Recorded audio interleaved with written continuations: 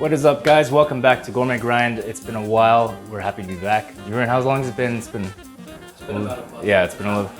Let's get to it. Today we're going to be making bruschetta. It'll be a perfect post-pandemic party, little bite to eat for any of your post-pandemic parties. Socially distanced, of course. So for bruschetta, by the way, it's not bruschetta, it's bruschetta. Yeah, sorry about it. You kind of want to use, I have a Italian ciabatta loaf right here. We're gonna slice this down the middle, and then we're gonna cut it right through the center. So, just like so. And want a nice, even cut through the middle, so it can get nice and toasted on each side. So, all we're gonna do for this is we're gonna just salt and pepper it. Seems a little bit weird, but trust me, kind of want to season everything because even the bread is an ingredient.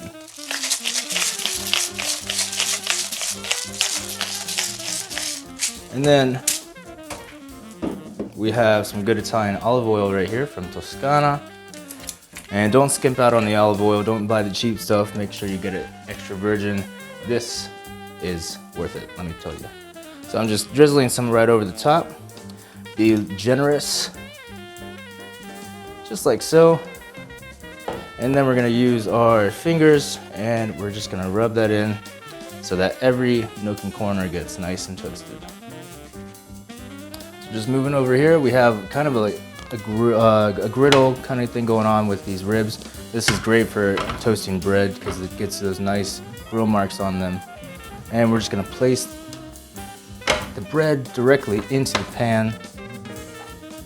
So we're just gonna let that toast up. And we're gonna move on to the topping.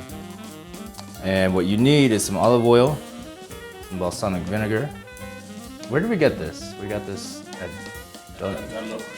Dunn's. Yeah, you can get this at your local supermarket. It costs a little bit extra, but it's definitely a must-have. So I just have a little bit of thyme. And then we obviously have our assorted colored tomatoes. This kind of, you can use whatever tomato you want really, but this adds a lot of depth in color, which makes things look nice. And then finally we have some Parmesan, but that's not until later. And lastly, some basil. Okay, so what you want is a bowl like that. And we're gonna go ahead and chop up our tomatoes. Oh, before I forget, we also have red onion. So let's chop up these tomatoes real quick. Pretty much in quarters, not too big, not too small.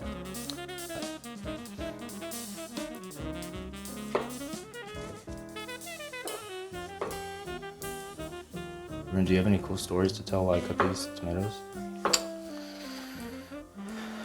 Not really. I always used to not like tomatoes as a kid, but all different dishes that we put them in. You still don't like them raw, don't you? Yeah, I don't like them raw. You know, on their own, it's just it's a little too much. But they're a great passenger in any kind of dish. That's a good word. You know, they ain't driving the dish, but they're out here, singing with the tunes. Letting the head down a little bit. You just gotta let your locks flow. Exactly, and that's what tomatoes is good at. I'd say you want about a cup's worth of tomatoes.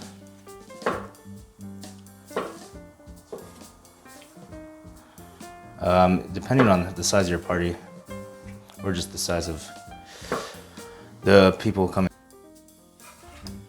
All right, as you see here, our bruschetta is nice and toasted. Let's listen. That's exactly what we want. So we're gonna just toast the other side just for 2 minutes, not too long. Anyways, we're back to the tomatoes. We got them chopped up and ready to go. So we got the tomatoes. Oops, we have our fancy olive oil. And in a bowl, we're gonna pour about 3 to 4 tablespoons of olive oil. You wanna be generous. The carrier, or the driver as you say, Yurin.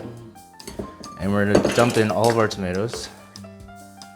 You see that these different colors really adds to the dish. Now we're gonna just chop up, finely dice an onion. Only half an onion is all you need. So we want a nice, very fine dice.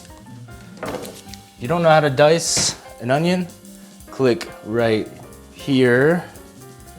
And we have a video on how to dice an onion properly and within seconds. And then you'll be dicing away in no time. So, just give it a quick, very fine dice. And then we're gonna cut twice through the middle. Just like so. And then very finely dice it, just like so. What we need is a little bit of thyme. If you got first thyme, obviously go for that. I'm just gonna add probably a tablespoon of that. And then we're gonna add some of this balsamic glaze. And you want about a tablespoon of that. So it's about 4 parts olive oil, 1 part balsamic glaze. And we're gonna give this a nice mix through. And before I forget, we're gonna season and a little bit of pepper.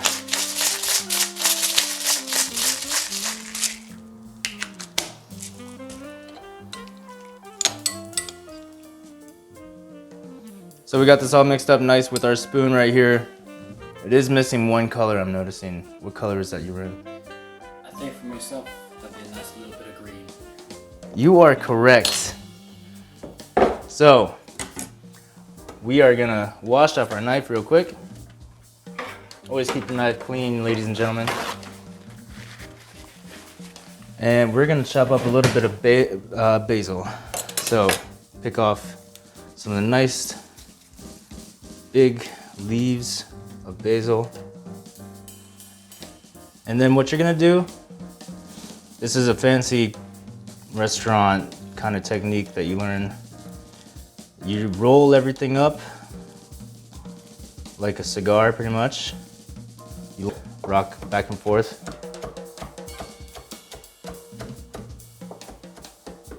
Now what you have is all these beautiful ribbons of basil.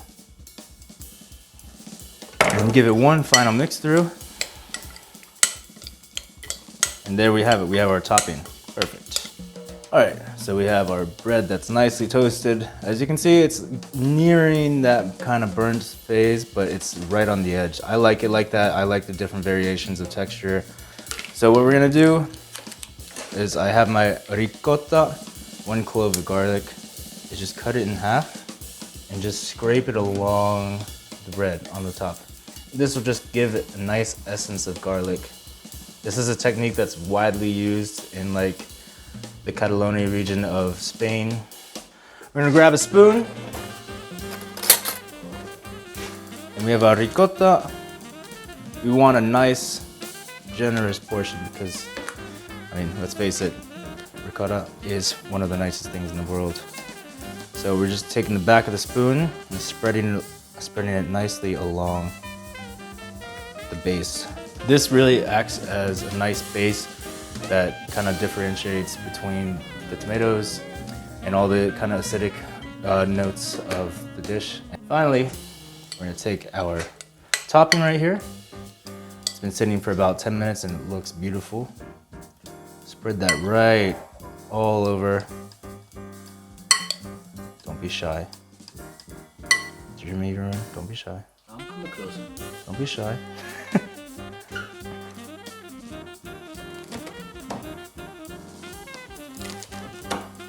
Hear that crunch?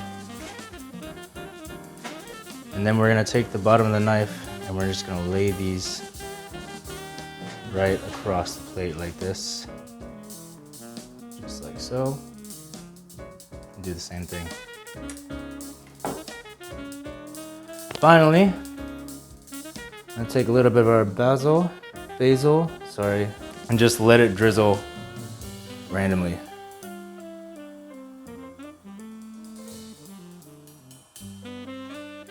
And there you have it.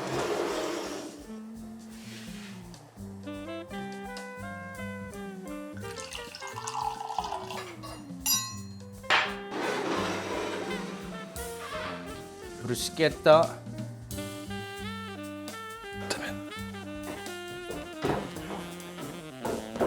God. There you have it, folks. Bruschetta. Super easy, super quick. Within 10 minutes, you have a dish that'll wow your entire party. To top it all off, it is amazingly delicious. We don't really know that yet because we haven't tasted it. I believe in us, you know? I believe in us. I kind of believe in us. I believe in us for our hard work. A little bit of that vino bianco. That's perfect. Salute. Salute. And to you. Cheers.